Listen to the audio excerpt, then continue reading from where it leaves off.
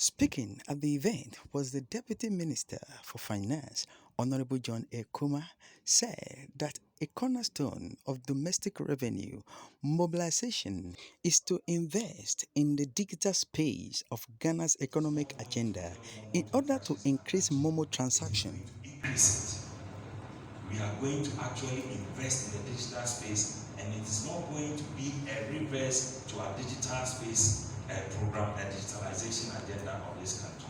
People have talked about the poor and how it affects them. Ghana's E-LEVY took care of a certain level of expenditures on Momo. Okay, we did a research. We found that 40% of Momo users do not do more than 100 cedis a day, and because of that, we brought the threshold above 100 Ghana cedis.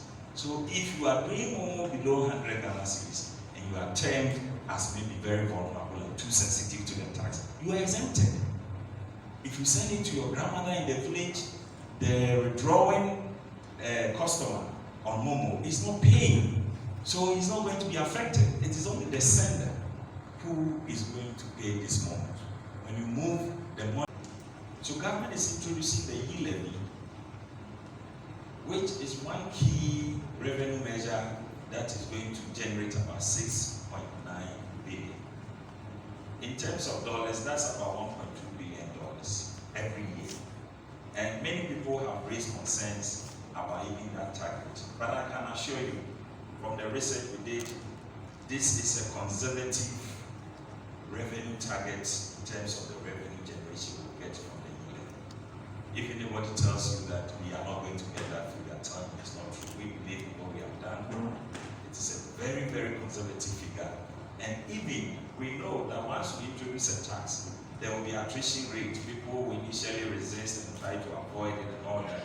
Even that has been factored to about 24% of attrition rate. So E-LEVY, as far as government is concerned, would help us to raise about $1.2 billion, which is about 6.9 billion in 2022. And the focus is to help us address our three key things. First of all, it is not true that government has said E-LEVY is going to solve all problems in our country. We haven't said that. And we made it clear in the budget that we will position E-LEVY to address three key things. One, youth unemployment issue, job creation. And we talked about Youth Start, where government is targeting to raise 10 billion cedis in the next 3 years to fund job creation, youth ideas financing in our country.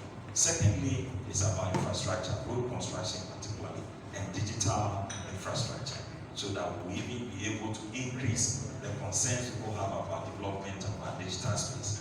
The E-LEVY is rather going to lead to an increased development of infrastructure in our digital space. In Ghana, some of the areas don't have the telcos network, and we need extra investment to achieve that.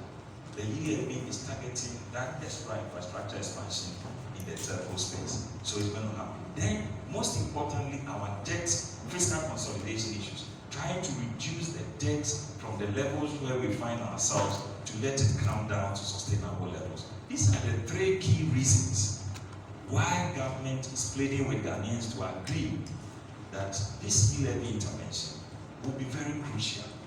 Now, because of time, let me go straight to the argument. The argument has been, why are you burdening Ghanaians with E-LEVY? Why don't you go to IMF to seek for support? Now, we have been to IMF about 15 or 17 times. So going to IMF is not a problem for our country. But what is the results when you go to IMF? And what is the alternative to the ideas that we have? The IMF has been our trusted advisors and development partners over the years. And we are actually a member of the organization. So going to an IMF, we have not said it's a crime. But what we are saying is that what has been the experience and what is the alternative position to that IMF proposition?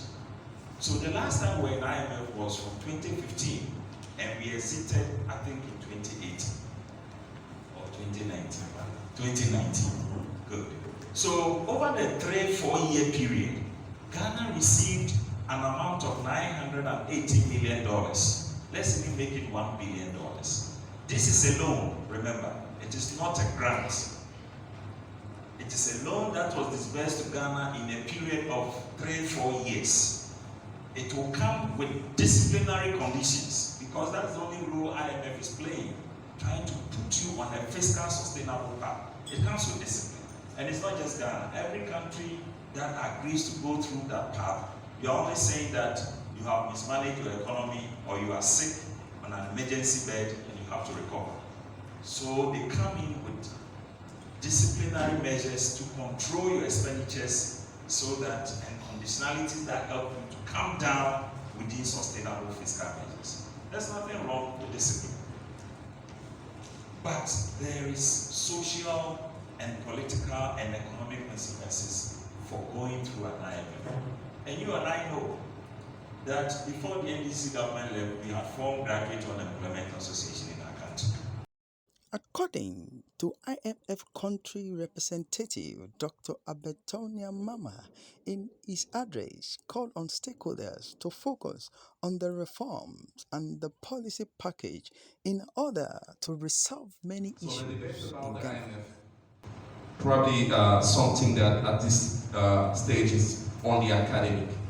But I think the focus, and I call on all the stakeholders on what needs to be done. And I think that there are a couple of months before the medium-term review to really make sure that, you know, a sound policy package, right? One that meets the stakeholders or consensus within the country can be put in place to give a sense of what is the medium-term fiscal path that the country wants to follow in order to address all these issues. Because from there should be a virtuous cycle where your borrowing costs will come down, market will reopen, and you'll have a bit more space to do all the things that need to be done. But it won't be easy. I think that there's really no easy solution here. Unfortunately, it has come to that. It may get worse before it gets difficult. So the path ahead is a bit complicated, but the focus should not be on on some debates that are perhaps not relevant, but more on where do we go from here and how do we solve these issues.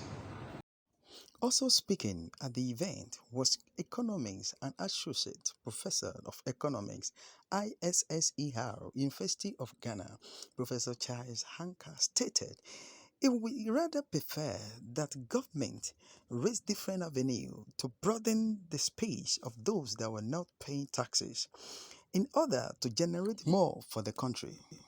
There are certain, and I make a also said, there are certain conditions for assessing fair taxes. The E-LEVY that don't meet those conditions. Everything that is not is a regressive tax. Basically, that's what we are saying. So we are not against government revenue. I prefer government to raise revenue than to get not to go and go. But that revenue that government is unfair and equitable. And must broaden the tax base to bring in those that are not paying the taxes. And asking other people to contribute more their fair share to the economy. And those are the engagement that we need to have. Basically, the Moody's ratings, they're looking at our balance sheet. And the balance sheet, they're looking at our liquidity and our ability to repay our debt. And when they check our liquidity, which can be checked from our ability to raise tax revenue or the exemption, and then they compare it to the borrowing, the debt to GDP ratio. They think that things are being out of control. We may not be able to pay our debt when they are active. That's what is informing their ratings. So what government needs to do is either to slow down on them or to raise more liquidity. And then for more liquidity they want to raise, that's what they are see E-LEVY. And we say, we agree with them to raise the liquidity, raise more revenue. But E-LEVY is not the solution, it's not the panacea. Actually, they could get more revenue from property taxes. Many houses in Accra, Tana, Kumasi, they prefer their tax. Government is not aggressively going after them. And I think that will give them more revenue in other countries than E-LEVY.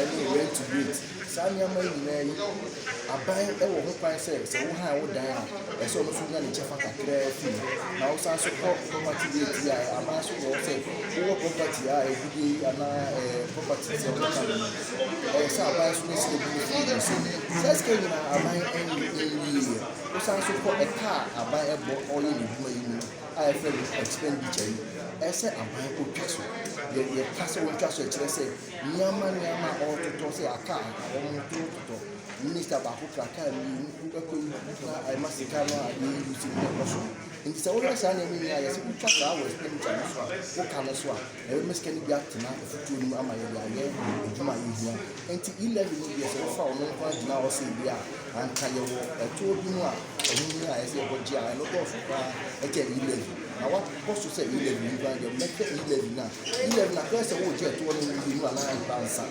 ɛkyerɛ sɛ meyɛ kapintani na wabɛyɛ adwuma mu na mene labours ɔmo so ɔmo bɛyɛ adwuma no bi ɛka ho a kyerɛ sɛ megye E-LEVY no ɛfa saa abɛɛfo fidie no so wie a yɛmaa me $1,000 deɛ ɔde sika no ma no ɛno yɛbɛte ne percentage bi ɛfi so na sɛ yɛteɛ no wie a me so a megye sɛ sika no me so meyɛ sɛ mede ma alabrafoɔ no a ɔmo so yɛbɛsa asa ate ne bi nti akɔyɛ sɛ multiple taxation a ɛwɔ hɔ obi so tɔn adeɛ ɛwɔ saa fidie no so a wabie ne fidie so a ɔretɔn adeɛ yɛ sika no ama no yɛbɛgye ne tax ɔno nso ɛyi sɛ sika no na ɔyɛ sɛ ɔde kɔma obi sɛ ɔde tua ɔno a ɔno maa ne so koraa no nso yɛbɛsa sɛ agye ne tax nti na yɛfrɛ no sɛ multiple taxation ɛna yɛ a yɛhwɛ a ɛyɛ yi ma deɛ ka E-LEVY yi so ɛne obiara a ɔde sika ma ne wɔ saa abɛɛfo no so na ɔyɛ dɛ ɔde di dwa obi so wɔ ha a yɛfrɛ bibi akɔtɔ kasɛm remittance sɛ wo maame anaa wo nana bi wɔ kura a ɔno so ne sika ɔde atɔ oburu anaa ɔde ayɛ ne yie no saa sika no a wode ma ne no so ɛnyɛ sɛ ɔde kɔdi da biara na sɛ ɛba ne sɛ yɛde saa sika no ma ne no yɛ saa so bɛteɛ no so tax deɛ a ɛne ɛbɛyɛ ase fom paa ama saa nkurɔfoɔ no a ɔmo so tie akyirikyiri no